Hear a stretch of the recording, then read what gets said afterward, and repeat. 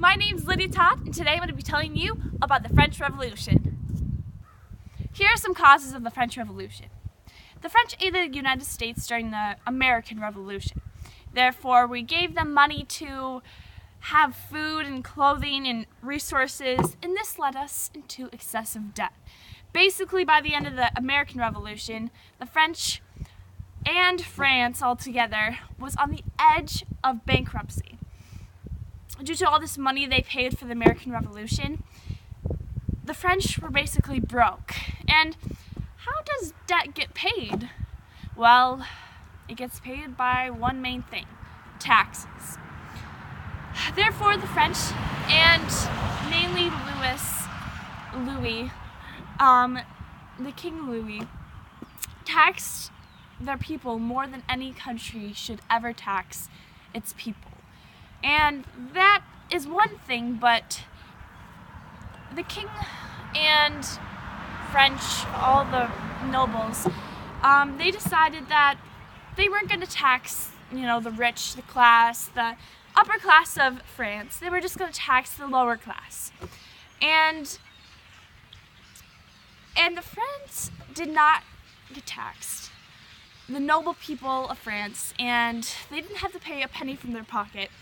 And this upset the lower class citizens. Therefore, the start of the French Revolution began. More in depth, we can sum up the French Revolution by saying France was in debt. They taxed their citizens, but not the rich. The lower class got upset and started an uprising, etc., etc. But that is way too general. The French Revolution was much more than we normally assume. And here are some facts. It began in 1789 with King Louis XVI in power. The revolution was influenced by inalienable rights, popular sovereignty, and Enlightenment ideas. King Louis XVI was burdened with the debt of France and put the weight on the lower class citizens with heavy taxes. Along with France in debt, it lacked the food it needed, cow disease, and raising bread costs, which created even more problems. So before I get into the French Revolution and all that happened, you gotta know about the guy who was kind of ruling France during the whole time, King Louis XVI. Now, from birth, Louis thrived in politics. Marie Joseph Saxony, Louis's mother, was the daughter of the King of Poland. Pretty cool, right? As his life progressed, he flourished in learning and intelligence. From Latin to astronomy, Louis loved it all. When he was just 15 years old, Louis was married to Marie Antoinette. Sounds like a familiar name, huh? By an arranged marriage. A short 5 years later, Louis was sworn in as King of France, after his grandfather, Louis XV, passed away. Although he was established strong foreign policies, especially when aiding colonialists during the American Revolution, King Louis XVI was weak when it came to dealing with economic deals. While he did drive France almost to bankruptcy, so who would have thought? By the mid-1780s, he had run France into the ground, with closing in on the edge of bankruptcy. Whew, come on, Louis. He lacked the strength to raise taxes, therefore the whole country was stuck in inevitable debt.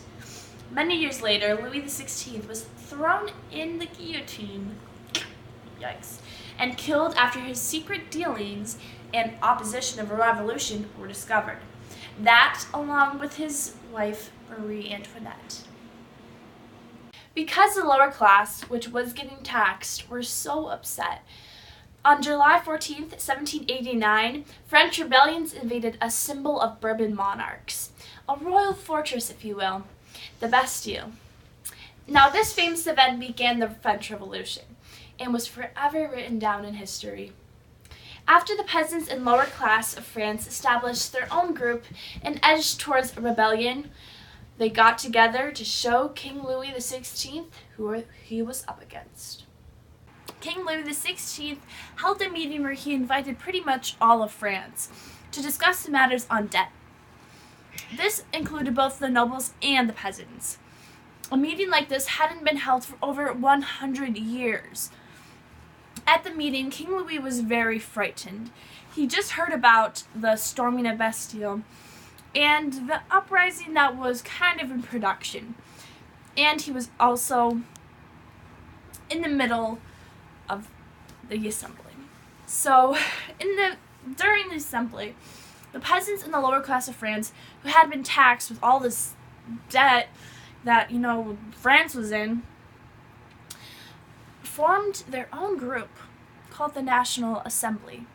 To defend themselves, they also formed the National Guard. And they had weapons and basically all they needed to defend themselves. There were 3 generalized groups called the First Estate, which was made up of the nobles, the rich class, people who drank tea and ate cookies, and cake by Marie Antoinette. The Second Estate, which was the clergy, and finally the Third Estate, which included the peasants, lower class citizens, and basically everyone else.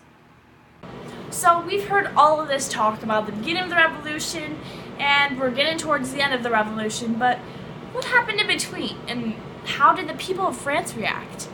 Well, a blanket of alarm and panic basically covered France. All of it. The French Revolution was a 10-year period of nail-biting commotion and change. Taxpayers' homes were looted and burned by rebellionists and peasants,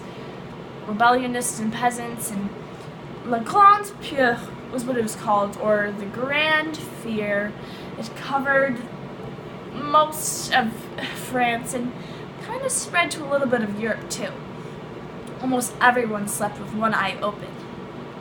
Okay, so we've been talking about the French Revolution and all that happened through it. Like, for example, getting the lower class getting taxed, and King Louis XVI holding this big meeting, and then the National Assembly was formed, and then the storming of Bastille happened. And so think of that, keep that in mind. With this brought, fear and a blanket of kind of horror of what was going to happen to the nation. A new constitution was formed or assembled. And the National Assembly, remember, was the group of uprising peasants and lower class, which was heavily taxed, established a document of their given rights called the Déclaration des droits de l'homme et du citoyen, or if you don't take French, Declaration of the Rights of Man and of the Citizen. It basically described Enlightenment ideas inspired by Jean-Jacques Rousseau, like I stated before. A country of freedom of speech or representative government and popular sovereignty, or that people get a say in government. Guess where these ideas came from? Hint, hint. The American Revolution, which the French aided. They were aiming to get rid of their old, boring government called the Ancien Régime, with an equal, fair system of government. After King Louis XVI and his wife Marie Antoinette were executed, the most brutal and intense part of the revolution began. There was a 10-month period of executions by the guillotine called Le Tour. Sounds pretty frightening by itself, huh? These executions were mainly of suspected enemies. A national convention was held on August 22nd, 1795. At the convention, a legislature was created. Ooh, exciting. The power of the executive was held in the hands of an appointed directory of 5 members. Also, a new man was in charge of the army. This man was named Napoleon Bonaparte. Of course, with the new system of ruling, there were various flaws, such as financial troubles, political corruption, and inefficiency. The end of the French Revolution was when Napoleon Bonaparte marked himself as the first consul of France. Here's some effects of the French Revolution. After the 10-year burdening period of the French Revolution, there were various outcomes. France was brought together and unified. They fought for their beliefs, which created a stronger nation. The national state also increased in power. The ancient structure and form of France was ripped apart. Passion for the country or nationalism skyrocketed. Along with this, democracy developed.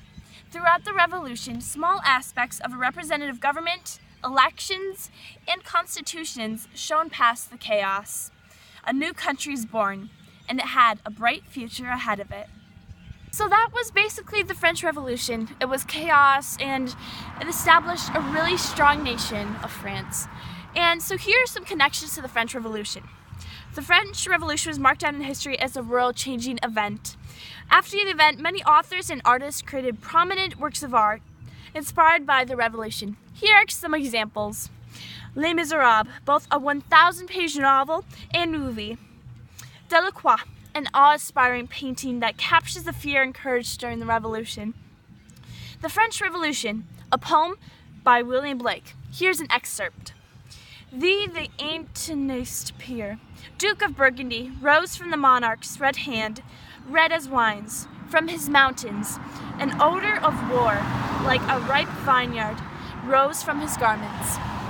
So those are some connections to the French Revolution. You have learned about it, you have expanded your knowledge. So go out there and be great!